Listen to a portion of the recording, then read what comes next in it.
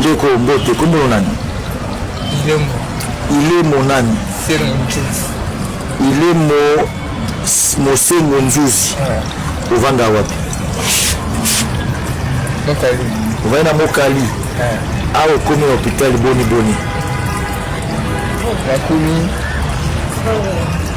Batika Kangaï. Batika Kangaï.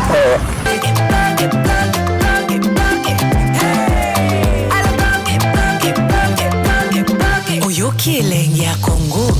Tapez les mains, tapez les mains, tapez les mains, tapez les mains, tapez les mains. Njeko Mbote, comment on a dit? Il est mon âne. Il est mon Sengonzuzi. Au Vanda Wapi. Au Vanda Mokali. Ah, au commis hôpital Boni Boni. La commis. Batika Kangaï. Batika Kangaï.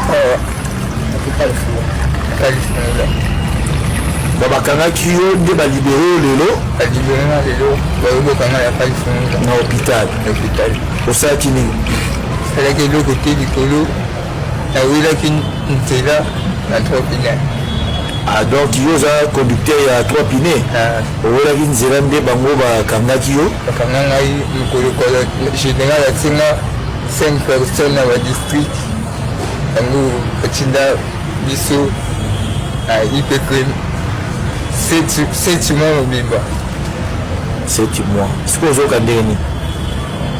Akolola telemaka te tambolaka te saketo naa telemela te. Babetaki yo fimbu te babeta yo fimbu to bana bakanga yo bakonzo bakangaki yo bango basambisaki yo? nasamba te osamba te tililo. Ok, merci. Kashoni ozaki na kashoni amigo ya wapi? Ba amigo zebele abu ozaki bachara batu oyo na amigo nini? Amigo na IPK na Gombe. Ok, depuis mukoni bakangao depuis le 5 nini? le 5 mois. Le 5 mois 2025. Merci beaucoup. Mahele silinga indeko. Image epesi na motema pasi. Deja kobela kaka malaria, kosala AVC, kobela maladi moko kaka boye. Pasi deja ezala na nzoto ya moto. Garçon bakangi ye na 2025, 7 mois kaka na prison. Tala ndenge bakomisi ye escalette vivant. 7 mois ya prison. Tala ndenge bakomisi ye. Mais garçon nete lelo so bazaka vivant pesa kofi. Po wana azali ya mort. Babuki ye loketo, azokoka otambola te bakebwaka ye. Likolo kaka ya loi de route na régime ya Félix. Bakangi na 2025 na 7e mois. Soki na 5e mois, 4e mois. Bao libéré na 2026.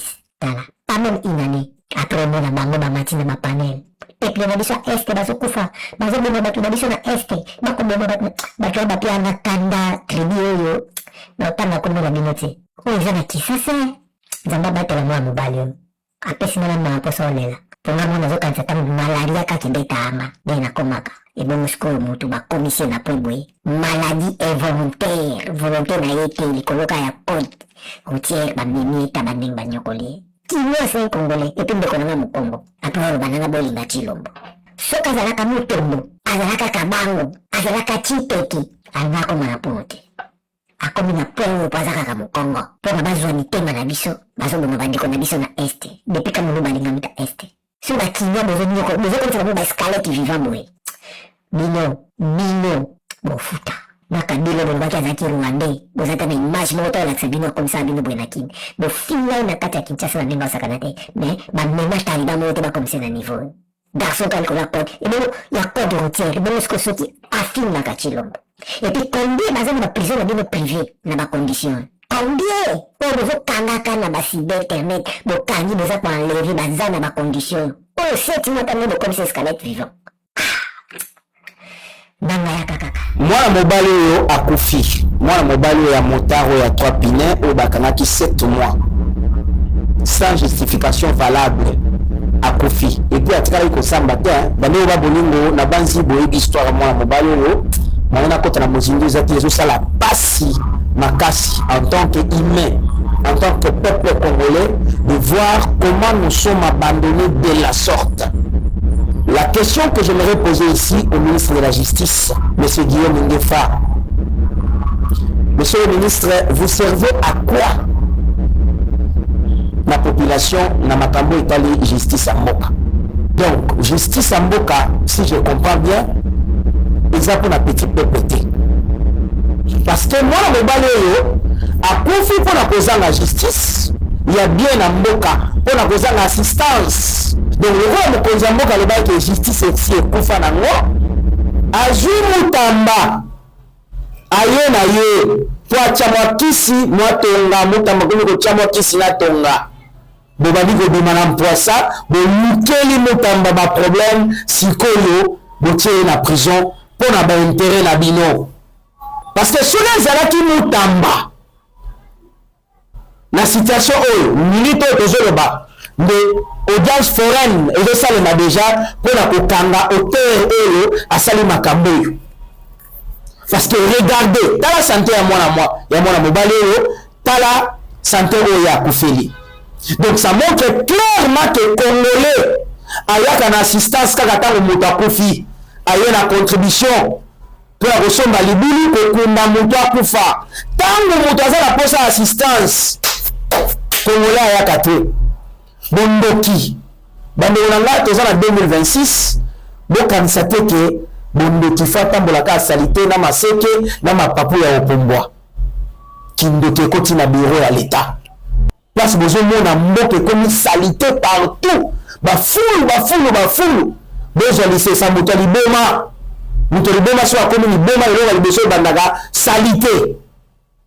Donc, nous devons prier pour notre pays, que la politique de notre pays, en connivence avec les mauvais esprits, Bazumboka Oyo en otage. Si vraiment tout ça humain, normal avec le Saint-Esprit, na motema ya bemoto, tokoti la situation Oyo ele kaboete. Tokoti la situation bonne. Tokoti la situation ele kaboete. Et banda oba bolingo, sachez que Makamoyo, la situation de Ezaka na mwana mobile était na prison ya Makala, sans compter la cachot de sous, na prison ya Makala. Dossier à prison Makala, toya na moto repanzanteke. To panzanteke. Mutakoye sanate ko ba pesa une cartouche. Non. J'ai vécu pendant 12 mois en prison de Makala. Je connais le système na comme na bino so bosalaka na prison Makala. Toya repanzanteke. Toya repanzanteke. L'animateur de justice à Mboka na biso. Donc, détournement au moment qui a ressemblé ça. Et ça a eu kaka ya Mutamba. Donc après Mutamba, détournement aussi na Mboka ezate hein. Mais n'a pas bino ka exemple moko oyo kaka ya mikolo yo. Société américaine oyo efundi RDC. Il faut te dédommager bango 4 milliards. Malgré le gouvernement a dénoncé, malgré le gouvernement a boya, mais ça solo. Alors, Baotoro va bloquer Kimbongo wana et bimate, il faut pas 10%. Bon, ça ici baote.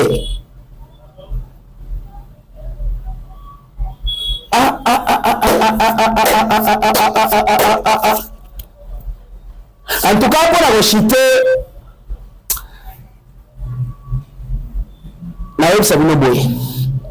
Loi à karma est allée. Vous allez payer très cher. Vous avez raison valable au Bokangela Mutamba. Au ba maman, ba longola bilamba na balabala. Ba maman ba baluka na mabele pour la likamba Mutamba. Le monde entier a parlé la dossier à Mutamba. Bozi Motema Bokangi. Bientôt, vous allez payer très cher. Très cher. La dossier à Mutamba. Le bac est, le karma est raté. Mais ce qui est allé, vous allez payer très cher na dossier Motanga. Il est mon ami. Il est mon Mosengo Nzuzi. Au Vanda wapi? On va à Mokali. Ah, au commun hôpital Boni Boni. La commune. Batika Kangai. Batika. Bayo Bokangai. Bakanga Kyo, ne ba libéré lelo. Ba libéré lelo. Bayo Bokanga ya Californie. Na hôpital. Au Sakini. C'est là que le côté Nicolo. Na wila kin ntela na 3 pinets. Ah donc yoza conducteur ya 3 pinets. Owela kin zelande bango ba kanga Kyo. Bakanga ngai Nicolo ko général atinga 5 personnes dans le district. Tango Katinda biso a hypercrime. C'est moi mon bimba. C'est moi. Ce que vous avez dit. Pour la télé, ma télé, tambour la télé. Ok, toi. Moi, la télé, mais la télé. Bah, bête qui au film. Bah, bête au film, tu vas pas camara. Parce que bah, konzo, bah, camara qui est bango. Bah, sambisa qui yo. La sambate. Au sambate. Tilo. Ok. Et il y a pire que la prison centrale de Makala, ce sont les cachots des services de renseignement.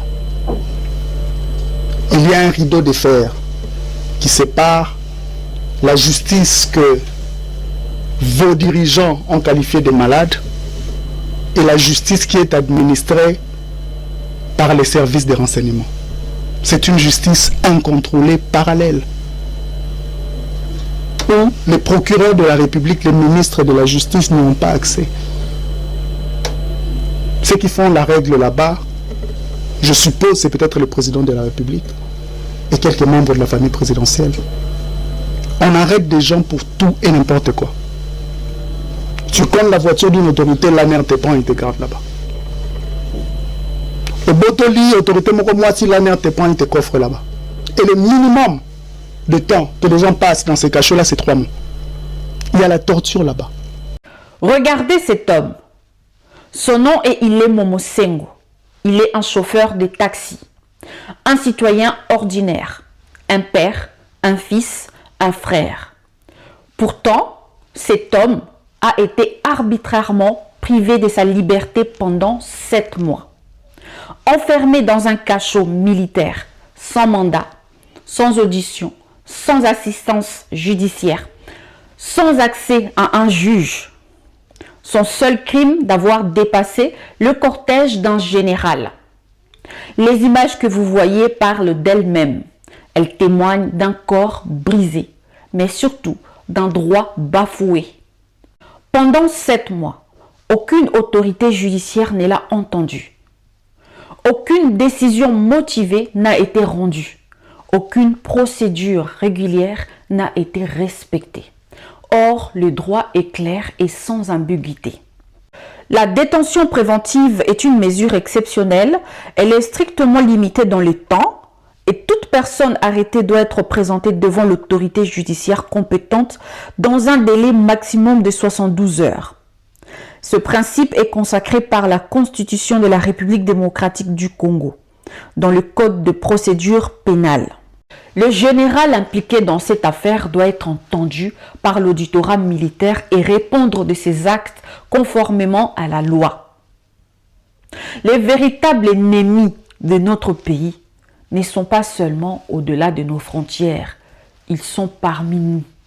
Là où l'arbitraire remplace la loi, là où la force écrase le droit, là où le peuple devient victime de ceux qui devraient le protéger. Justice pour Ile Momosengo, justice pour le peuple congolais. Batika Kangai. Batika. Bayo Bokangai awa. Californie. Bakanga Kyo, ne ba libéré lelo. Ba libéré lelo. Bayo Bokangai ya Californie. Na hôpital. Au Sakini. C'est là que le côté Nicolo. Na wila kin ntela na 3 pinets. Ah, donc yo za conducteur ya 3 pine. Owelaki nzela nde bango bakangaki yo. Bakanga ngai mokolo général atinga 5 personnes na ba district. Yango atinda biso IPCRIM 7 mois mobimba. 7 mois. Siko ozoka ndenge nini? Mokolo na telema te tambola te. Oketo moya te meza te. Babetaki yo fimbo. Te. Babeta yo fimbo te bana bakanga yo. Parce que bakonzo bakangaki yo bango. Basambisaki yo. Asamba te. Osamba te. Tililo. Ok. Merci. Kashoni ozaki na kashoni. Amigo. Amigo ya wapi? Ba amigo zebele abi ozaki bachaka batu. Ozaki na amigo nini? Amigo na IPCRIM. Na IPCRIM na Gombe. Na Gombe. Ok. Depuis Mukoni bakangao. Depuis le 5. Les 5 nini? Les 5 à 5 mois. Les 5 à 5 mois 2025. 2025. Merci beaucoup.